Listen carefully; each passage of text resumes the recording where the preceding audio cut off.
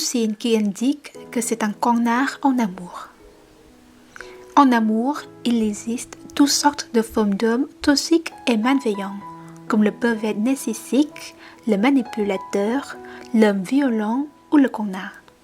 Toutefois, ce que vous devez savoir et retenir absolument, c'est qu'il faut différencier les manipulateurs peuvent être narcissiques d'un connard en amour. Bien évidemment, le connard a certains points en commun, surtout avec un manipulateur, mais n'a pas nécessairement les mêmes intérêts. La volonté d'être ruine et de faire du mal à l'autre. Il est vrai que le connard peut être malveillant avec vous, mais ne va pas vous détruire intérieurement et vous garder sous son emprise comme le ferait un bavette narcissique avec vous. Alors, comment reconnaître un connard? Comment éviter un homme qui profite des femmes? D'ailleurs, si vous êtes victime de manipulation ou de violence conjugale, je vous invite à faire appel à Agnès Delreuil, coach expert dans la libération des violences conjugales et familiales. Si vous voulez aller plus loin, vous pouvez faire un entretien gratuit avec la spécialiste Agnès Delreuil. Elle saura vous aider à lutter contre les hommes toxiques et violents en amour.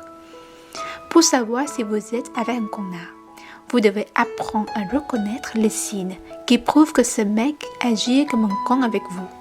Par la suite, vous serez en mesure d'avoir suffisamment de connaissances pour fuir et éviter plus facilement les connards. Voici les 12 signes à repérer qui indiquent que c'est un vrai connard en amour. 1. Cet homme se vante qu'il est très beau. 2.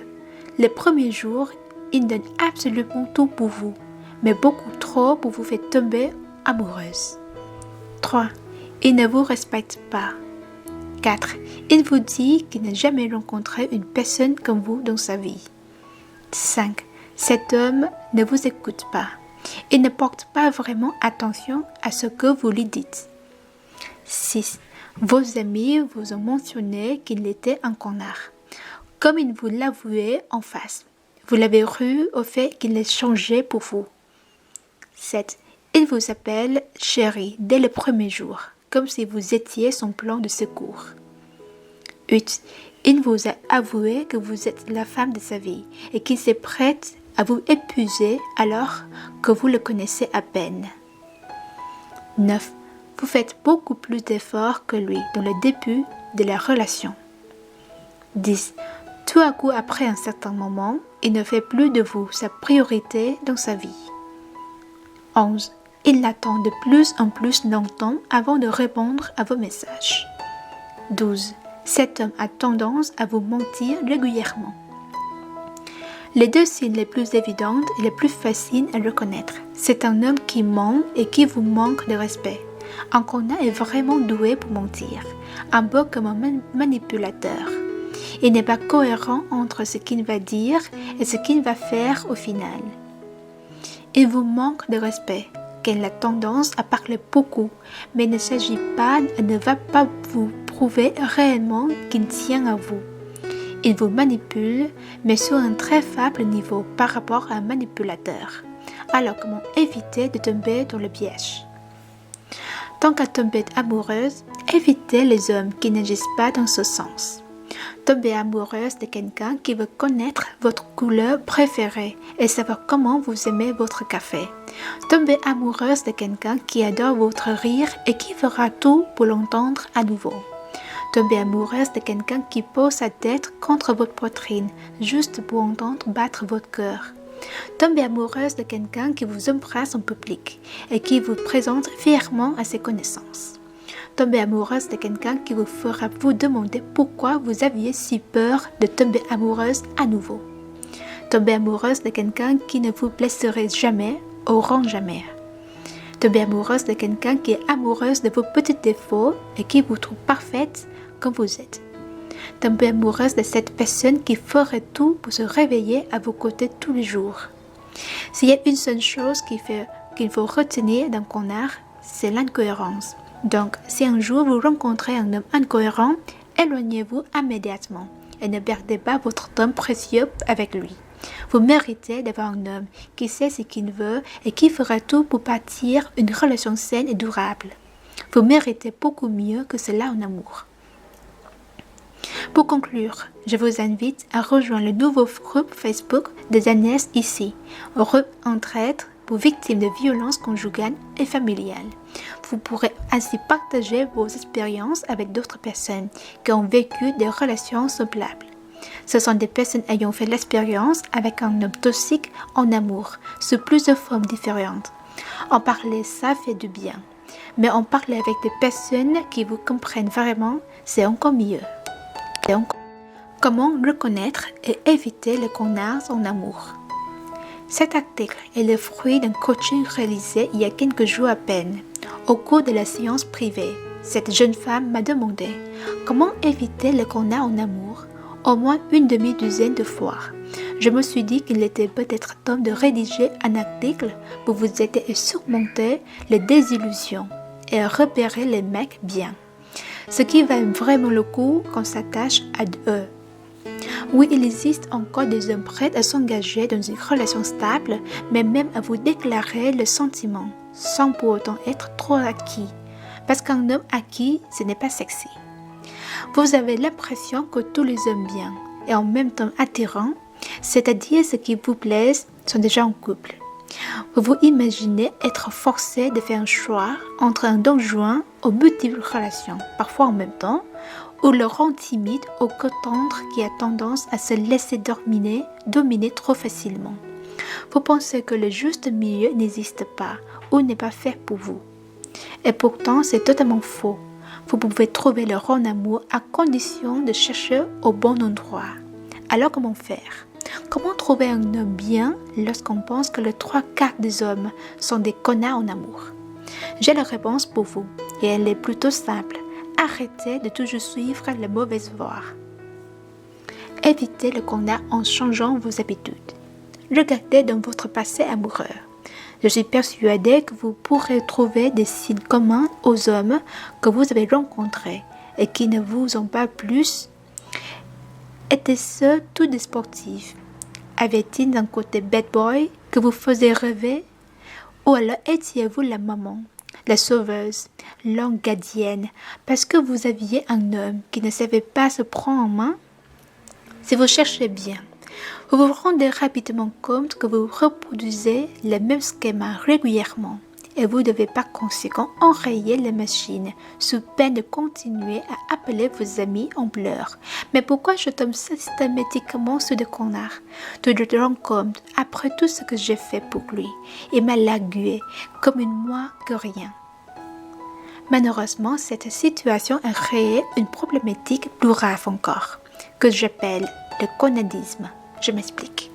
Ce phénomène consiste à se focaliser uniquement sur le côté négatif des hommes, à repérer les moindres défauts et surtout à leur donner bien plus d'importance que vous ne devriez. Vous faites en effet une sorte de transfert d'une précédente relation vers le nouvel et ainsi d'un de vos ex-copains vers le nouveau. Pourtant, ce sont deux personnes bien distinctes, malgré le pénis. Non, les hommes ne sont pas tous des connards. En d'autres termes, vous êtes incapable d'ouvrir les yeux pour repérer un homme bien, limite gentleman, en face d'un homme irrespectueux. Si vous sabotez vos relations, c'est tout simplement parce que vous êtes conditionné par la peur. Vous ne souhaitez surtout pas revivre les mêmes désillusions, mais si vous observez bien, vous remarquerez qu'en amour, chaque beau termine toujours par se réaliser car indirectement vous provoquez la situation. Il était grand temps pour moi de vous aider à y voir plus clair. Je vais donc sélectionner les 3 principales caractéristiques du vrai connard. Il y en a beaucoup d'autres, mais si vous faites une fixation sur celle-ci, vous devriez avoir l'opportunité d'éviter les hommes malveillants en amour à présent. Fuyez les hommes qui aiment séduire, sauf si vous êtes une séductrice. Les hommes qui savent y faire avec les femmes sont d'une extrême dangerosité. Et vous allez très vite les comprendre si vous tombez amoureuse de l'un d'eux. On les appelle très souvent les pervers narcissiques ou les manipulateurs et sortis d'une relation toxique dont le riff est vraiment compliqué. La raison est simple. Nous sommes dans une société où l'homme doit faire le premier pas. Il a donc un rôle important à jouer tout au long de la phase de séduction. C'est ainsi qu'il se place naturellement en-dessous de la femme, qu'elle a le choix entre le laisser séduire ou l'envoyer balader. Selon les mœurs, les hommes devraient être incapables de tenir tête à une femme qui ne se montre pas intéressée. Alors, si un homme se présente avec une confiance en lui démesurée, c'est qu'il a forcément l'habitude de séduire. Ce n'est pas vraiment dramatique en soi, car il existe simplement des charmeurs ou des séducteurs avec un bon fond, mais cela est tout de même suffisant pour alerter votre radar. À partir du moment où un homme sait s'y prendre, je vous invite à prendre des précautions pour ne pas vous montrer acquise trop rapidement. Sinon, vous risqueriez de souffrir. Et là, c'est beaucoup moins drôle. Le souci étant que bien souvent, les hommes confiants attirent les petites princesses en défense. À vous de faire preuve de caractère, donc, puisque vous êtes désormais prévenus. Reconnaître un homme par sérieux, il ment et nie l'évidence. La particularité de l'homme malveillant en amour est sa capacité à mentir. Si vous vous demandez comment reconnaître un homme pas sérieux, il vous suffit de savoir s'il ment correctement ou pas. Si ses talents de mise en scène sont comparables à ceux d'un acteur oscarisé, alors prenez vos précautions. Que ce soit pour de petits détails ou sur les choses plus importantes, vous pouvez savoir si vous avez affaire à un manipulateur. Ce dernier prendra effectivement un malin plaisir à jouer de sa supériorité en vous cachant toutes sortes de vérités, de la plus banale à la plus importante. Pour être certain de garder le contrôle, il saura vous mettre en porte-à-feu une fois que vous aurez compris son manège. Pour y parvenir, il utilise un adage que j'ai rebaptisé « Celui qui rit en premier est celui qui gagne ». Il n'hésite pas à vous accuser et à stigmatiser votre manque de confiance en lui, avec bien entendu les larmes aux yeux. Bien évidemment, si vous acceptez de vous remettre en question et de lui redonner votre entière confiance, il n'hésitera pas à recommencer, mais en étant toujours plus subtil et pourra donc appuyer là où ça fait mal à chaque occasion.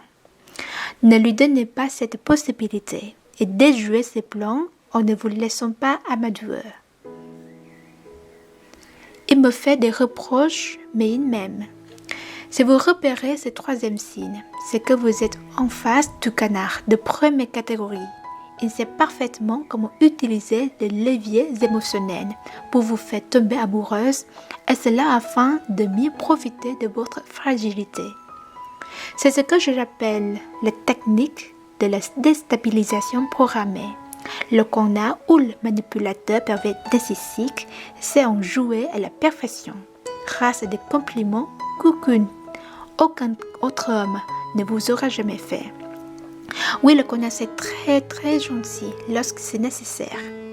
Et d'un autre côté, des petites réflexions qui vous toucheront directement et qui auront un impact sur votre manque de confiance en vous.